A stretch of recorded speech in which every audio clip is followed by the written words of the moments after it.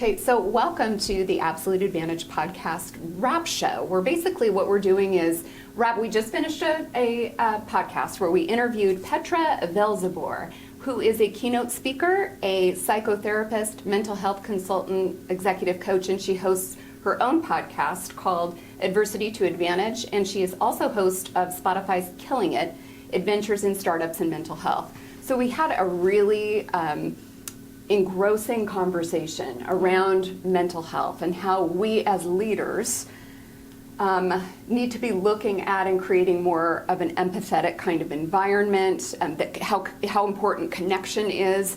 And so we're really just going to dive into a discussion around some of the key points that really resonated with us in the discussion. And then, of course, if you're interested in hearing and doing the deep dive, the interview with her is fascinating, and there's a ton of really good takeaways for all of you as leaders who are looking to grow and make a greater impact. So, but without further ado, we'll go ahead and dive into our discussion and talk about our key takeaways and go from there. Yeah. All right. It's a fascinating topic. I mean, Yeah. and I think that she brought up a good point where, you know, her being based out of the UK and then, you know, us here in the States, and the kind of the drastic differences that, you know, that are part of the equation here, where it's this kind of stigma thing within the U.S. where, you know, these are topics that aren't necessarily talked about, that, you know, companies aren't wanting to have conversations with their employees surrounded around, you know, anything related to the topic of mental health, because it's like just a scary place from whether it's a liability standpoint or, you know, opening up that can of worms, so to speak, and what's going to, you know, come as a result of that. Whether, you know, it's just, good Lord, I have to have this long conversation about something that, you know, that should I be talking about? Is this any of my business? You know, that kind of thing, because there is just this this stigma around it. But I loved, you know, her, just her thoughts around it and the angle that she took in the conversation. And it makes so much sense that this is, as leaders, that it's our responsibility to do check-ins with our people and to understand what's going on in their lives, and then how that ripples throughout the organization, and, you know, that you get this, you build that kind of, you know, it's a culture of trust when people are plugged into each other. Right. So I thought, yeah, it was just a really cool topic for me. It was really fascinating, because so after we hung up, so after we got off the call with her, we did a kind of an after kind of conversation around it, and she asked a fascinating question, which was, well, what would you, because I said, I know that there are leaders who are listening, because of some of what we shared was around, you know, checking in with people, and leaders perhaps being afraid at what would be said, because now it's like, oh shoot, am I setting up myself for some kind of discrimination because I know this about them now? Totally. Or I don't know what to say to somebody in response, so I'm just not going to ask, because again, I don't want to open that can of worms. Or as leaders, we naturally want to solve problems and fix things. And so the fear of having to fix this or solve this problem for somebody when they share something with you.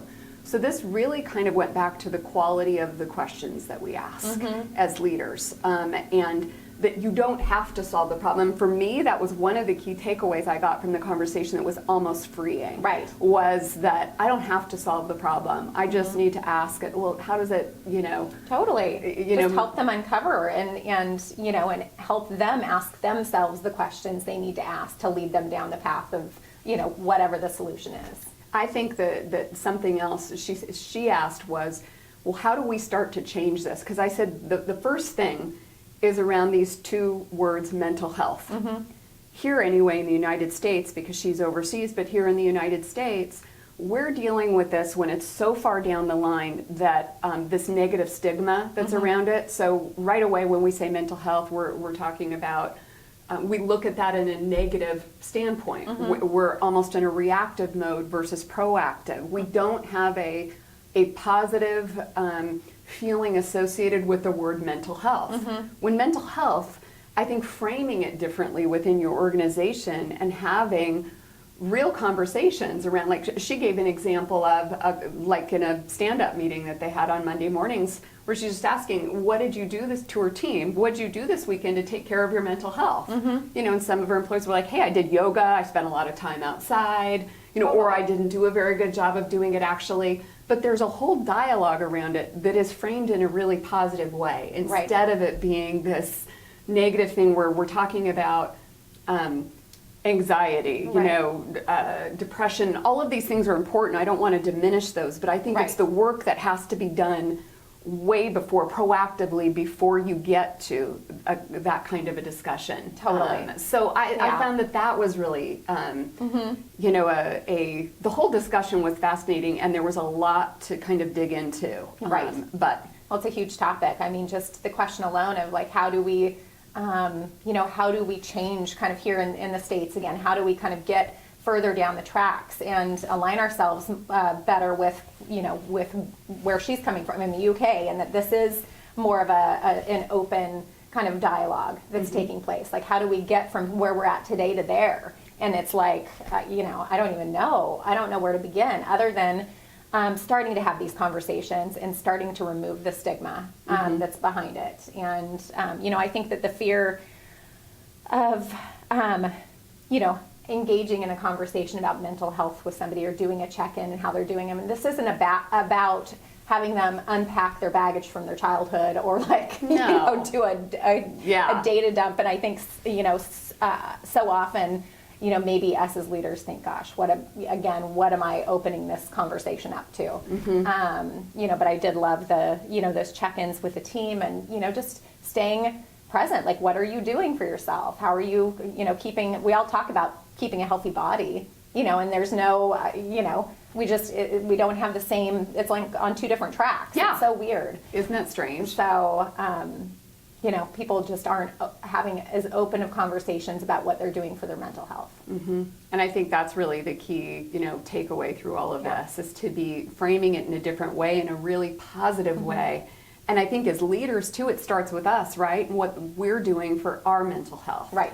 The questions that we're asking ourselves, like, how am I taking care of my mental health today? Totally. You know, what am I doing for myself that's going to get my mindset in the right frame to serve and lead and impact people in the way that I want to make an impact or inspire people? Yeah. And I think if we start framing this in a more positive way, it'll start to take away some of that stigma that's attached to it as it is right now. Because you know, the other thing that I was thinking of too through this discussion was this idea and this topic of mental health is coming up associated with really negative things that are happening in society today, like mass shootings, like some of these things where this topic of you know, mental health and different legislation and things of that nature is cropping up as a result of all of this negative stuff. Again, we're reacting to it versus having a proactive approach. So, you know, I guess the question for our community today that we should be asking is, what can we be doing as leaders? First with ourselves, and then with our teams, to help cultivate a more positive mindset around mental health. So it doesn't have to be a scary discussion with them around, but that we just start looking at it more differently. It's part of your culture as a company that we are focused on positive, you know, mindset around positive mental health techniques and strategies that we're implementing into our workplace to help our employees and our team. So I think that it's asking yourself that question, and I don't know what the answer is for all of you, but we need to be asking those questions of ourselves now. Yeah. And I really liked kind of backing up to before we got to this, you know, kind of the mental health part of the discussion, where talking about leadership and that vulnerability piece, because you don't get to have those kind of conversations or ask those kind of questions of your team unless you have that, you know, kind of trusting culture and environment. So by, you know, the conversation was speaking to, you know, really like, we don't have to have all the answers as leaders, and it's okay to say that you don't have all the answers. And then you kind of, through that vulnerability, you know, it creates this kind of banding together of people to kind of work towards it. You know what I mean? It's So again, going back kind of a couple of layers to just building that culture of trust so that you can start to have conversations and understand, where people are at from a mental health standpoint and beyond mental health. I mean, just the employee as a whole. And I loved her tips around that point too, because I think as leaders, nobody wants to be judged, right? Mm-hmm. So as leaders, I think we show up, we try to show the best of ourselves to our team each day.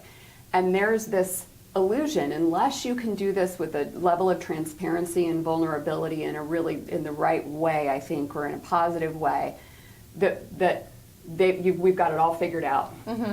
So why on earth would I come to you? Because to me, you look like the perfect picture of where you've just got all your shit together. Mm-hmm. So why am I going to come to you and be vulnerable with you and trust that you know anything about what my experience or world is?